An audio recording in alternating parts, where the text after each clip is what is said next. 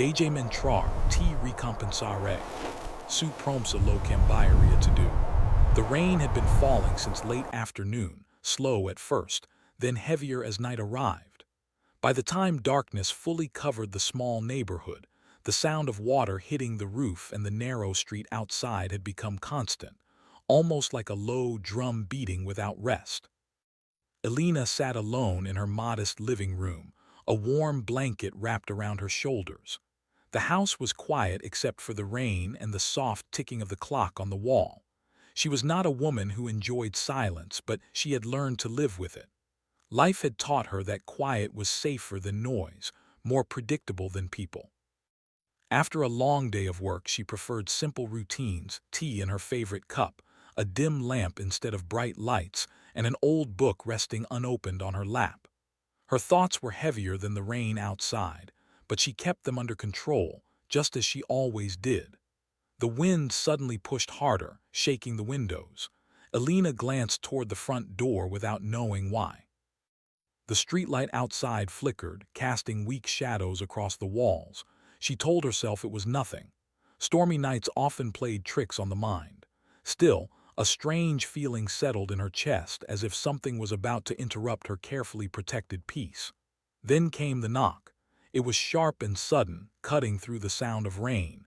Elena's body stiffened. She froze, listening closely. For a moment she wondered if she had imagined it. But then it came again, louder this time. 3 knocks, uneven, desperate. Her heart began to race. No one ever came to her house at night. Friends knew she liked her space and neighbors kept to themselves. She stood slowly, the blanket slipping from her shoulders. Her feet felt heavy as she moved toward the door, each step filled with doubt. Another knock followed, faster now. "Please," a voice called out from the other side. It was a man's voice, rough but weak, carried by the rain. "Please let me in." Fear whispered warnings in her mind. She had lived alone long enough to know that kindness could be dangerous if given too quickly. "I will reward you," the voice said again, softer now, as if the speaker was running out of strength. "Just let me in." Carefully she leaned closer and looked out. A man stood there, soaked from head to toe. His dark coat clung to him, heavy with rain. Water dripped from his hair onto the ground, forming small pools around his worn shoes. He looked thinner than he should have been, his shoulders slightly bent as if carrying an invisible weight. One of his hands pressed against the door for support. Elena studied his face through the glass. His eyes were tired, filled with something deeper than fear, something that looked like exhaustion mixed with regret. He did not look threatening, but that did not mean he was safe. Appearances could lie. She knew that better than most. Her fingers tightened into a fist. Memories rose uninvited, times when she had trusted too easily, moments when she had opened doors that should have stayed closed. Those memories had taught her to be careful, to question every request, no matter how desperate it sounded. "I can't help you," she said, her voice barely loud enough to be heard through the door. "You should go somewhere else." She hated that feeling, the pull between logic and compassion. She told herself that calling for help would be the smarter choice. She could contact the authorities or a shelter. That was the safe path, yet her feet did not move. "How do I know you're telling the truth?" she asked. "You don't," he replied honestly. "All I can give you is my word." The rain continued its steady fall as if time itself had slowed.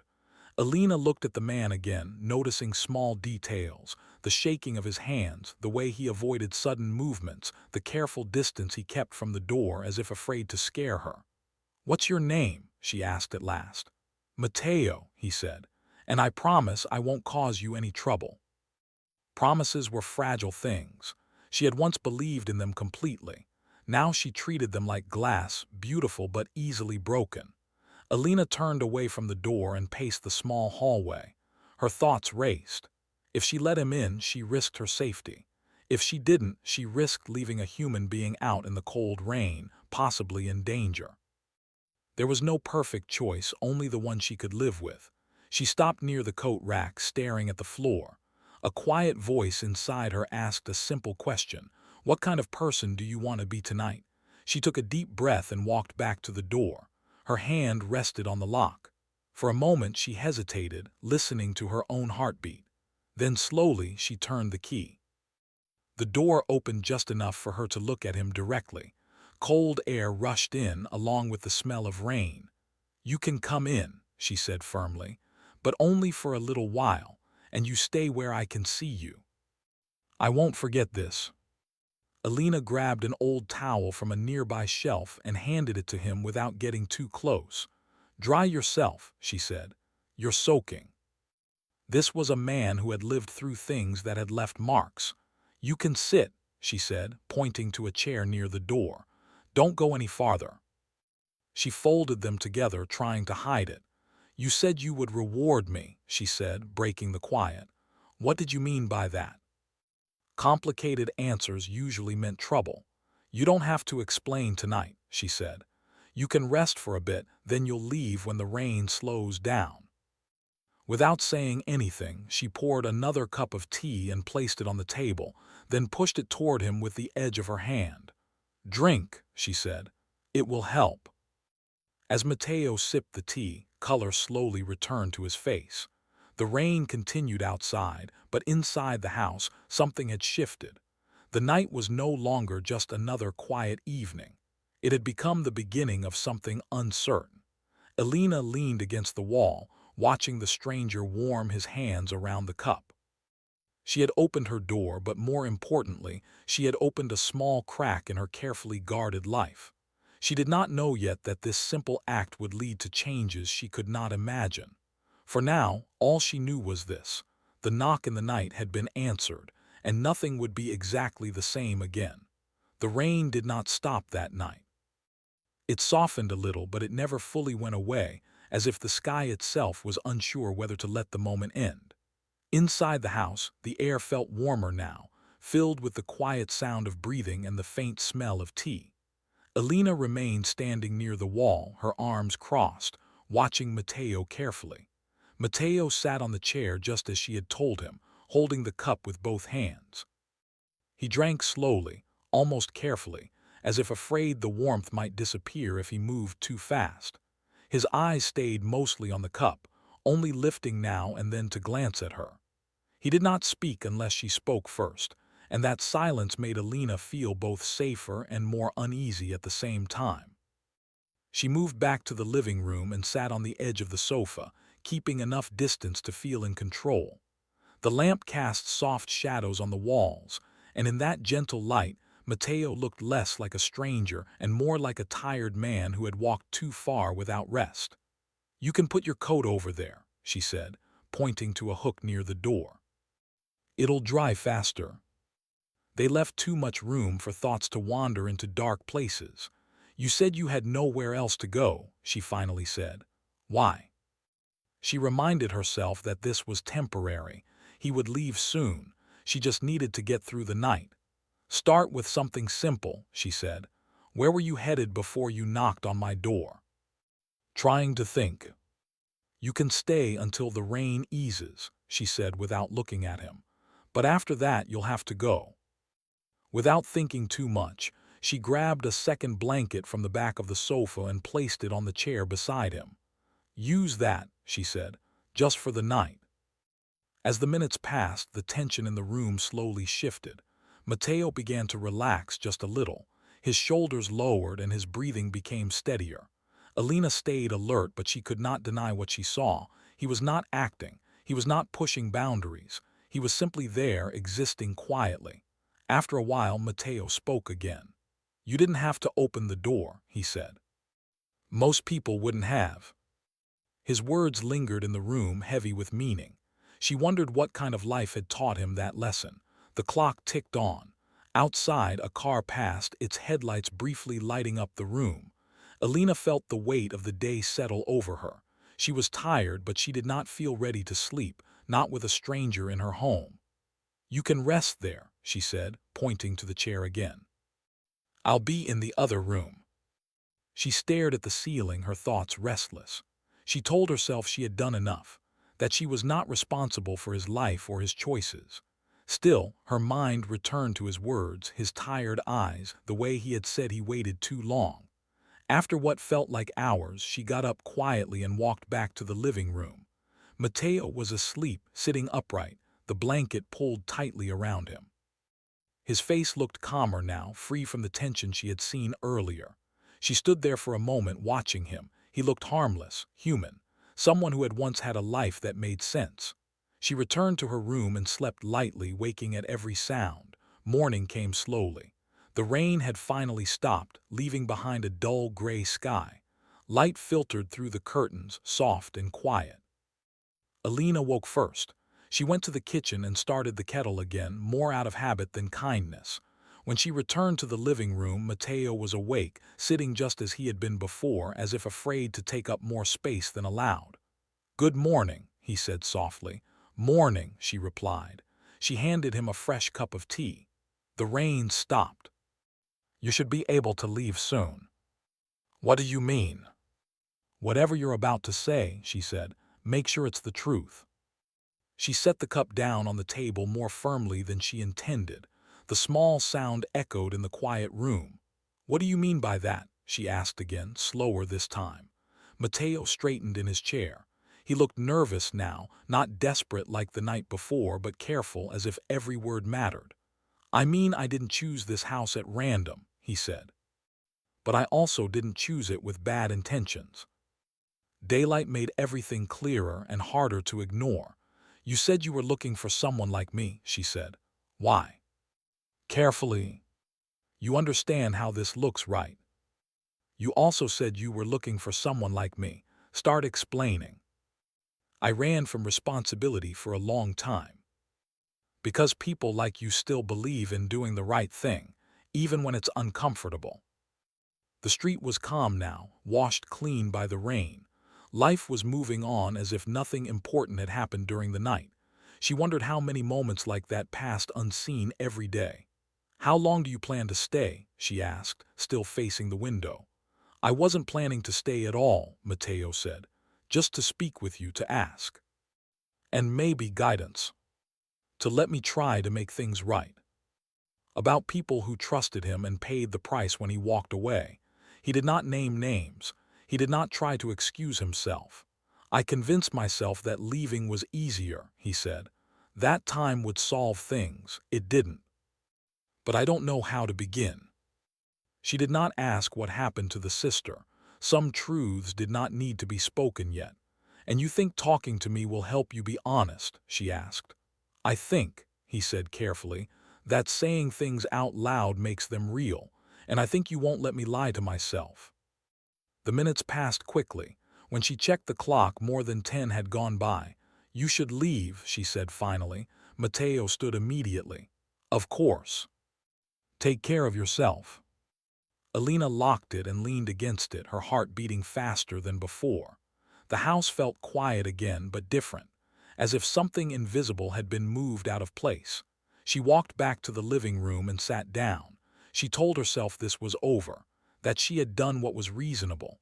Yet deep inside, she knew the truth. This was not the end of Mateo's story in her life. It was the middle, and whatever promise he carried, it was already beginning to pull them both forward. Days passed after Mateo left, but Alina could not return to her normal rhythm. She tried to focus on her work, her routine, the small comforts she had built around herself, yet his words stayed with her. They appeared in her mind while she washed dishes, while she waited at traffic lights, while she lay awake at night staring at the ceiling. "I was looking for someone like you." She did not like how deeply that sentence had settled inside her. She told herself she had done enough. She had given shelter for one night. She had listened. That should have been the end. Still, a quiet part of her wondered what Mateo was doing now. Had he gone back to the place he feared? Or had he found another door to knock on? A week later, Alina saw him again. She was leaving a small grocery store near her house when she noticed a familiar figure standing across the street. Mateo was leaning against a wall, hands in his pockets, looking unsure, as if he might turn away at any moment. When their eyes met, he straightened immediately. "I wasn't sure you'd want to see me," he said as he approached, keeping a respectful distance. Alina felt her heartbeat quicken. You shouldn't follow people, she said, more sharply than she intended. I didn't, he replied calmly. I come here sometimes. I hoped I might run into you. And to the people I hurt. Some didn't, and some told me to leave and never come back. Each time, he said, he remembered the door she had opened. You were a reminder, he said. That running wasn't the only option. She did not want responsibility for his future, yet she could not deny the truth in his words. Her small act had mattered. Over the next few weeks their paths crossed more often, sometimes by chance, sometimes because one of them hoped to see the other. They spoke briefly at first, then longer, always in public, always with clear boundaries. Mateo shared more of his past piece by piece. Not details meant to shock, but lessons learned too late. He spoke about pride, about fear of failure, about how easy it was to convince yourself that leaving was the same as surviving. Alina listened, as she always did. But listening began to cost her something. She started questioning her own choices, the walls she had built, the way she had chosen safety over connection for so long. One evening, Mateo asked a question that surprised her. Why do you live alone? You sound like someone who's been doing a lot of thinking. My name is Rosa, she said. I'm here because of Mateo. You did more than you know. I needed to see the person who made that possible, Rosa continued. I needed to understand why he listened this time. Not a reward in money or favors, but in consequences, in facing what he had broken. Later that evening, Alina met Mateo at a small park. The sun was setting, painting the sky in soft colors. Rosa came to see me, Alina said. Mateo closed his eyes briefly. I'm sorry, I should have warned you. She said you changed, Alina continued, that you finally stayed. I couldn't have done it without that night. And she knew the final chapter was close, one where choices would no longer be about fear, but about truth. The weeks that followed felt different for Alina. Life had not suddenly become easier, but it had become clearer. She noticed small changes in herself, how she paused before closing a door too quickly, how she listened more carefully when people spoke, how silence no longer felt as heavy as it once did. Something inside her had shifted, quietly but firmly. Mateo kept his distance just as he promised. He did not push, did not demand more time or attention. When they met, it was by choice, not habit. Sometimes they talked for only a few minutes. Other times they sat together in silence, watching the world move around them. Alina found comfort in that balance. It made her feel safe yet alive. One evening, Mateo asked if they could talk somewhere quiet. Not urgent, not dramatic, just honest. They met at the same park as before. The air was cool, the sky clear. People passed by, laughing, walking dogs, living their lives without noticing the weight of the moment forming on that bench. I need to tell you something, Mateo said. Alina nodded. Go on. And people I still need to face. This place helped me begin, but it can't be where I stay. But I want to say this anyway. Because this isn't a story about someone rescuing someone else. It's about someone choosing to stand up. That means more than you know. Inside was a simple note. Thank you for opening the door. I'm keeping my promise by living honestly. Alina folded the note carefully and placed it in a drawer. She did not need to read it again. The message had already settled in her heart. Life continued. Months passed. Seasons changed. Alina's world grew slowly, gently. She began saying yes to invitations she once declined. She volunteered at a local center, listening to people who needed someone to hear them. She discovered that her quiet strength had a place in the lives of others. Sometimes, she thought about the night of the storm, not with fear but with gratitude. She realized that courage was not always loud. Sometimes it was as simple as turning a key and opening a door. One evening, as rain tapped lightly against her windows, Alina smiled to herself. She no longer saw storms as warnings. She saw them as reminders that even the darkest nights could carry beginnings. She did not know where Mateo was now or who he had become. But she knew this. The promise had been kept, not in reward but in change, and that had changed everything.